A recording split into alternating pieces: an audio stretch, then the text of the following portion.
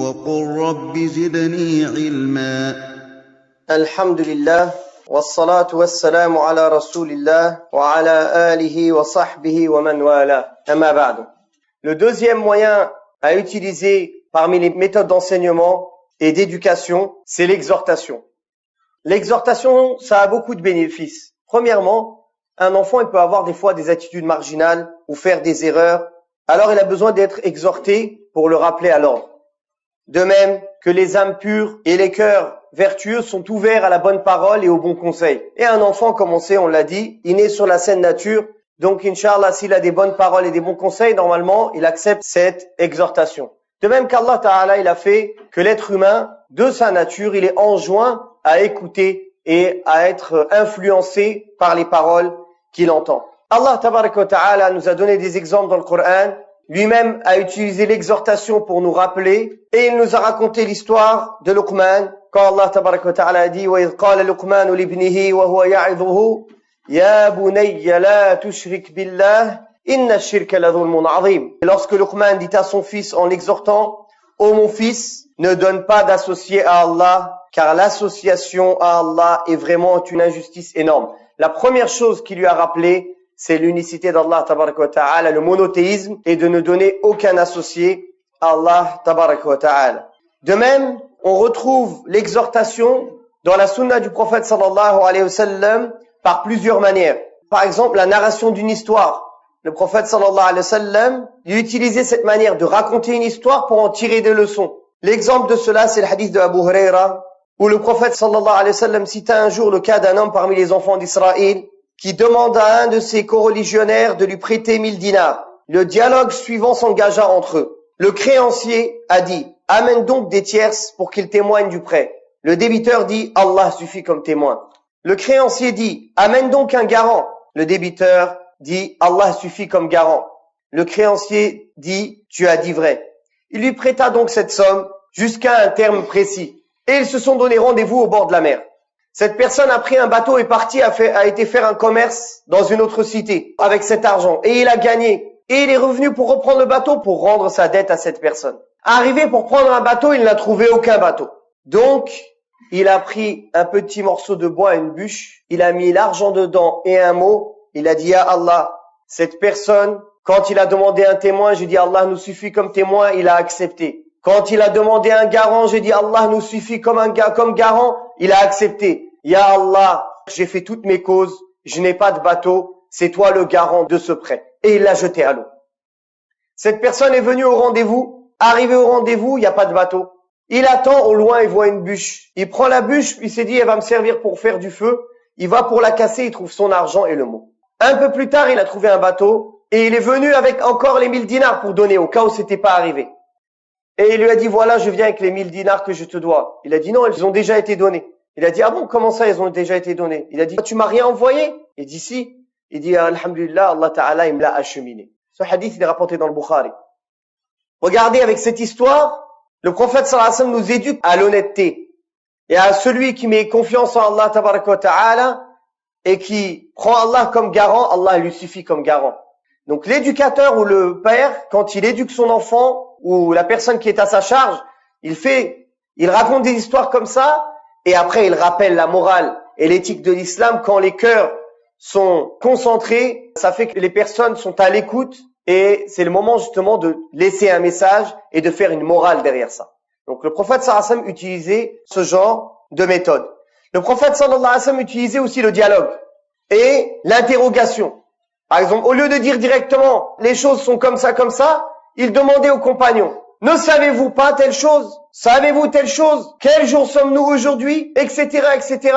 Et là, de même, le prophète sallallahu alayhi wa sallam a dit: que diriez-vous d'une rivière qui coulerait devant la porte de l'un de vous, dans laquelle quelqu'un se laverait 5 fois par jour? Est-ce qu'il resterait sale? Les compagnons, ils ont dit non. Le prophète sallallahu alayhi wa sallam dit: voilà l'exemple des 5 prières qui effacent les fautes. Il les a fait participer. De même que le prophète sallallahu alayhi wa sallam, des fois utilisait une autre manière pour attirer leur attention en jurant par Allah. Il dit: par celui qui tient mon âme dans sa main, vous n'entrerez pas au paradis jusqu'à ce que vous soyez croyants, et vous ne serez pas croyants jusqu'à ce que vous vous aimiez. Voulez-vous que je vous annonce une chose par laquelle, si vous la faites, vous vous entraînerez, passez-vous le salam. D'ailleurs, c'est pour ça, Shaitan, la première chose qui coupe quand il y a un problème entre toi et un frère, c'est le salam. De même que le prophète sallallahu alayhi wa sallam, des fois, il utilisait l'exhortation et l'humour en même temps. Subhanallah, cette histoire, ça montre comment le prophète sallallahu alayhi wa sallam était. Beaucoup de gens aujourd'hui, ils croient que être tendre, rigoler avec les frères, c'est un manquement. Regardez comment Rasul sallallahu alayhi wa sallam il était. Anas ibn Malik rapporte qu'un homme parmi les Bédouins, qui s'appelait Zahir ibn Haram, avait pour habitude d'offrir des cadeaux de confection rurale au prophète sallallahu alayhi wa sallam. En retour, le prophète sallallahu alayhi wa sallam lui préparait monture et armes lorsqu'il participait à des expéditions avec le prophète sallallahu alayhi wa sallam. Et le prophète sallallahu alayhi wa sallam a dit un jour, Zahir est notre campagne et nous sommes sa ville. Le prophète sallallahu alayhi wa sallam avait de l'affection pour lui malgré sa laideur. Apparemment, c'était quelqu'un qui n'était pas très joli. Un jour que Zahir vendait ses effets, le prophète sallallahu alayhi wa sallam est venu, il lui a passé ses bras autour du cou, derrière lui. Zahir, il a dit, laisse-moi. Qui est donc cette personne? Quand il a vu que c'était le prophète sallallahu alayhi wa sallam, il est resté collé à lui. Le prophète sallallahu alayhi wa sallam, pour rigoler avec lui, il a dit, qui veut cet esclave? Je vends cet esclave. Et Zahir, il a dit, hélas, je serai un bien piètre esclave. Je suis pas quelqu'un d'une grande valeur. Et le prophète sallallahu alayhi wa sallam dit, mais auprès d'Allah, tu n'as pas de piètre valeur. Donc regardez Rasul sallallahu alayhi wa sallam, comment il est tendre avec ses compagnons, comment il joue avec eux, et comment il passe même le message en utilisant des fois l'humour. Mais bien sûr, il ne mentait jamais, sallallahu alayhi wa sallam. De même que le prophète sallallahu alayhi wa sallam utilisait des exhortations courtes, pas tous les jours, pour pas que les gens se lassent. Abdullah ibn Mas'ud radiyallahu anhu rapporte, le prophète sallallahu alayhi wa sallam nous prodiguait des exhortations de manière épisodique, de crainte que nous ne nous lassions. Et d'ailleurs lui-même, il allait voir un peuple tous les jeudis. Ils lui ont dit, si c'était journalièrement que tu venais nous voir, ya Abdallah, il a dit non. Et il leur a dit ce hadith, et il a dit, j'ai peur que vous vous lassiez. De même que le prophète sallallahu alayhi wa sallam donnait des exemples, comme le hadith où il parle de l'image du croyant qui lit le Coran, et l'image du croyant qui ne lit pas le Coran, et l'image de l'hypocrite ou du pervers qui lit le Coran, et l'image de l'hypocrite qui ne lit pas le Coran, en disant que l'image du croyant qui lit le Coran, c'est comme le cédra, l'image du croyant qui ne lit pas le Coran, c'est comme la date, son goût est bon mais il n'a pas d'odeur. L'image de l'hypocrite qui lit le Coran, c'est comme une plante aromatique, il a une bonne odeur, mais quand tu la manges, c'est amer. Et l'image de l'hypocrite qui ne lit pas le Coran, c'est comme la coloquinte, c'est une espèce de fruit qui ressemble à la pastèque, mais qui est très amer. Donc, voilà, le prophète sallallahu alayhi wa sallam utilisait aussi des images pour pouvoir passer le message et éduquer. De même que le prophète sallallahu alayhi wa sallam utilisait des gestes de la main.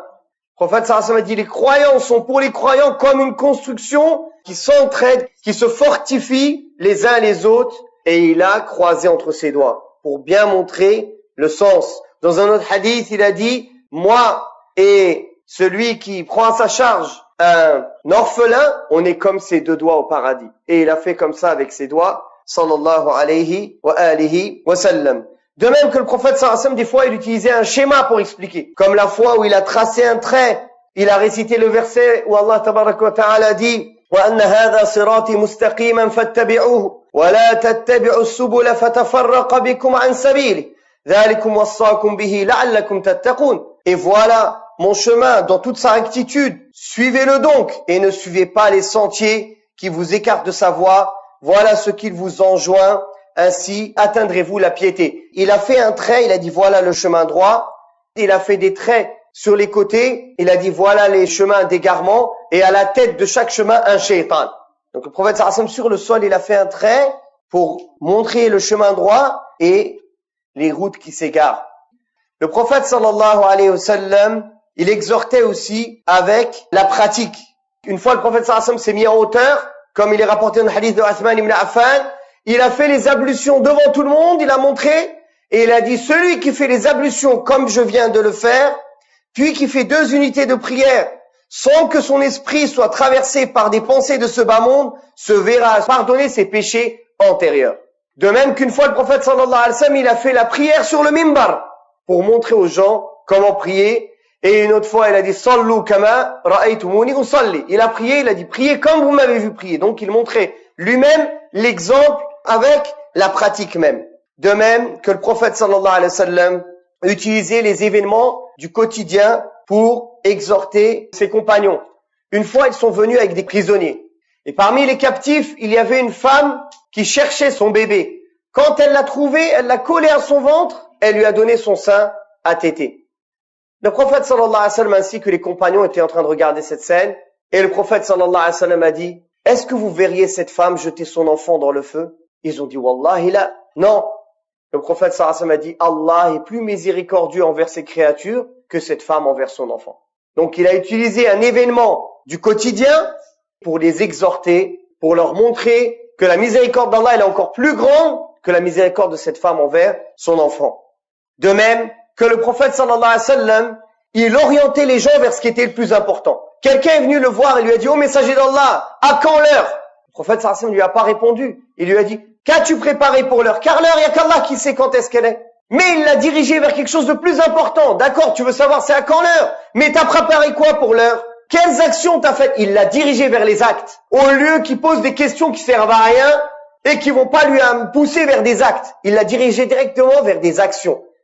Et il a dit, j'ai préparé l'amour d'Allah et son prophète. Il a dit, la personne sera ressuscitée avec ceux qu'il aime. De même, le prophète sallallahu alayhi wa sallam, des fois, expliquait et exhortait les gens en montrant clairement les choses qui étaient illicites. Une fois, il a pris dans sa main de l'or et de la soie. Et il les a levés comme ça, il les a montrés aux gens.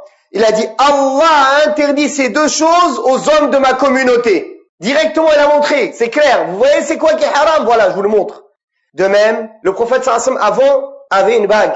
Puis quand Allah lui a révélé que l'or était interdit, il l'a pris devant tout le monde, il l'a montré et il l'a jeté. Pour montrer que c'est haram à un homme de porter de l'or. Donc voilà les différentes méthodes que le prophète sallallahu alayhi wa sallam utilisait pour exhorter. Un éducateur ou un père, il doit être sage.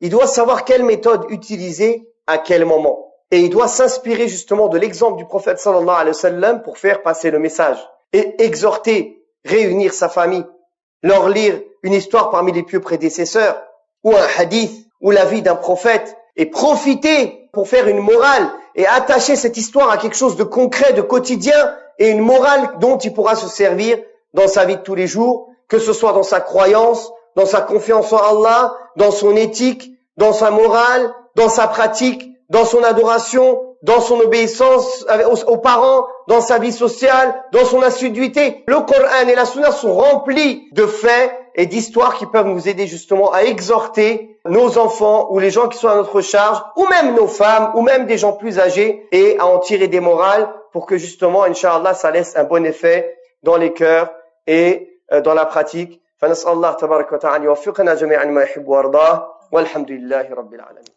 وقل رب زدني علما